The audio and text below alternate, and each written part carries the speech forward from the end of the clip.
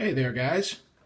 This is TubeDube 2013 again, and doing my next model railroad video. And this time, I'm going to review a product, and it's the Bachmann Dynamis. And this is the controller that I bought when I first got into the hobby. And some people would say the hobby store schnookered me into buying this product. If you've watched any of my other videos, you can hear in my voice and my words that I'm not entirely happy with the quality of the Bachmann product that I've been buying thus far. Pretty much I've stopped buying their products. But that said, specifically with the Dynamis, I'm actually pretty happy with this. It came as part of a train set. It kind of infuriated me a little bit in the beginning, but I've had it about a year now, and it has definitely, it served me well. I don't have any regrets on it, and I think it does a lot of advanced feature and functionality that maybe some other people are missing, even with much more expensive controllers, better brands, so on and so forth. So what my hope is to give you guys a general understanding of what this product can do, and then you can make your own decision. And I will not hold back any punches. I will give you the good, the bad, and the ugly so you can decide for yourself. And especially if, I would think maybe a person who's got a good bit of experience in this hobby and is looking for some advanced feature and functionality, maybe they're on a budget, you might be able to score one of these bad boys off of eBay or maybe off of Amazon at a really good price to get some of the feature and functionality you might be looking for in a more expensive unit, and try it out with this. That might be something good, but let me run through this. So this is the unit. It's a wireless unit, and I'll turn this over this way. At the top of the unit, right there in the middle, that is the where the infrared signal comes out. And let me talk about that for a moment. You might read on the internet here and there people saying you've got to hold it directly in front of the receiver. The angle at which you have to hold it is very severe, meaning you have to be precisely lined up to it, so on and so forth. That has not been my experience at all. If you're pointing it pretty much, near the target, it's going to pick it up. I can bounce it off the walls.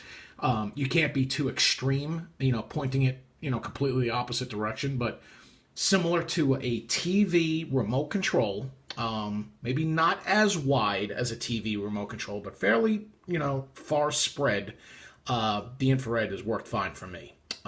You'll also hear or perhaps read on the internet where some people will say, once the Dynamis controller loses contact with the receiver, the trains will stop. That is true, but that could be shut off in the features of this. If you go in it, you can turn that off.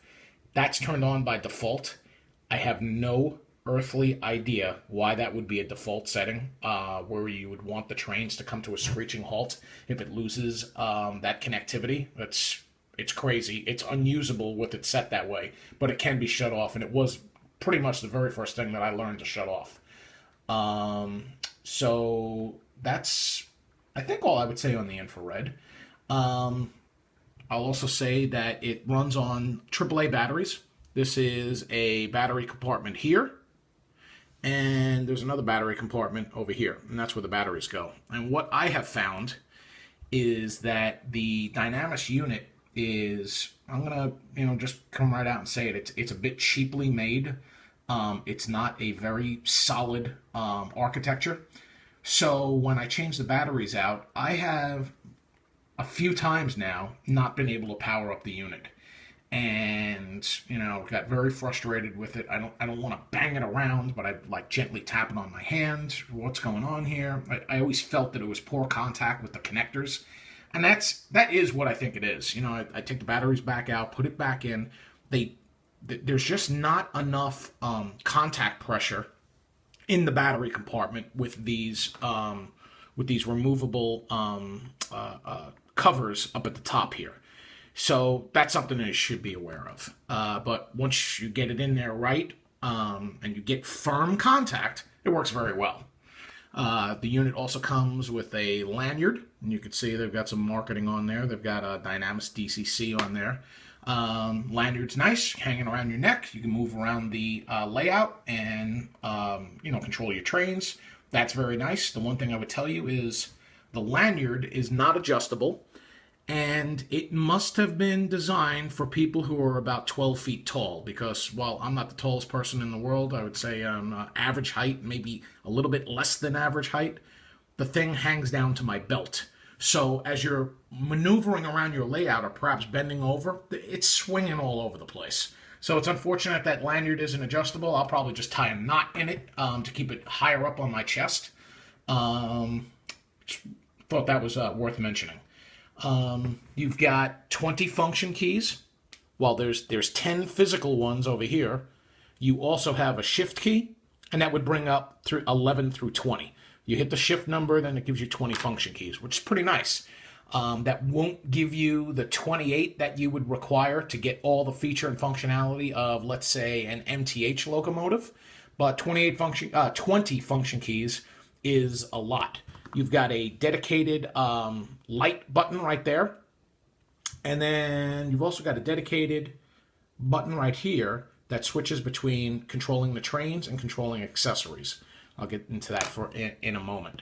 This is your throttle button. This is your reverse control. And this is the stop button right there. If you need to just put the hammer down and let's say you had a derailment or you just got to get things under control, you hit that stop button, everything on the track will stop. So that's really nice. It's a two-handed unit. Let me make that clear, if because I know that's important to some people where they want to be able to work on the layout and run their trains with one hand. I don't think you can do that. With the Dynamis, if there's just one particular thing you want to hit, you want to blow the whistle, you want to just tweak the engine speed, sure, you could do that with one hand. But if you really want to control what's going on out there, it's a two-handed unit. It's never really been a problem for me, but I know that matters to some people. If my understanding is correct, you can load 40 locomotives into this and 25 accessories. The 25 accessories can each have 4 different variables on it for a total of 100 accessory features that you could trigger out on the layout. I use some Bachmann EasyTrack DCC controlled turnouts, and I do that by, see if we can zoom in here a little bit. I would go into the accessory feature, and then there's an idea right there of accessory number 10. I could throw it into straight or switched. I'm not actually connected to the track right now, but were I to throw this button here, I would throw that turnout. It works very well. Switch back into train control. There it is right there. You can see that you've got lots of alphanumeric capability. So I've got locomotive 1. This is a steam unit. You could see that the icon is a steam engine. You could select what type of icon you want for which locomotive. And then it was a Chesapeake unit, so I label it C&O. I was able to put that, I'm not sure if you could see it, but there's actually a plus sign there. You could do asterisks, apostrophes, dashes, hash symbols. There's lots of capability there, which is really nice. This right here would be the consist button right here, if I want to throw that locomotive into a consist. And if I want to go to the next locomotive, I just toggle through them. So you can see right there, there's another one that I have. This is a consist that I have built up. Another consist that I was playing around with. And there's another locomotive. So it's really easy to toggle through these. And then, once you've got your, your engine, your specific engine that you want to control up on the screen, then it's just a matter of firing the throttle, and firing your function keys. If you want to switch to track control or accessory control, hit that button and you toggle into accessory control.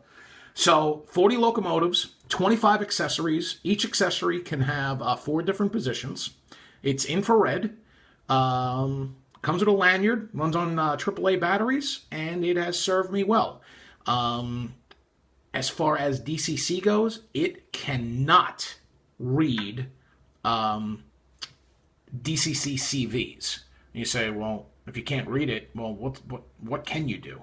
Well, while you can't read it, you can program any CV on here. So let's say I might have a particular locomotive that I want to change, start speed or stop speeds. While I can't tell what it currently is, if I have the manual for the locomotive and I know what I want to set it to, you can use the Dynamis to go ahead and program that locomotive CV. You just can't read back what the value is. To me, that hasn't been that big of a deal, because when I look at my engines and I look at CVs and I find something that I would like to set, I just go and set it to that. If I don't like it, I set it to another feature. I can't read back what it's currently set to, but that hasn't really been that big of a deal for me. If I needed to keep track of what I've of what I've exactly set it to, I guess I could manually record that in a logbook. But to me, not that big of a deal thus far. So that's it. That's my Bachmann Dynamis controller review. If you have any questions, please let me know. Like I said, I've been using this for about a year. I'm pretty darn familiar with the unit right now, and I can answer any questions that you have. Hope you enjoyed this video, and I'll post something up again soon. Thank you.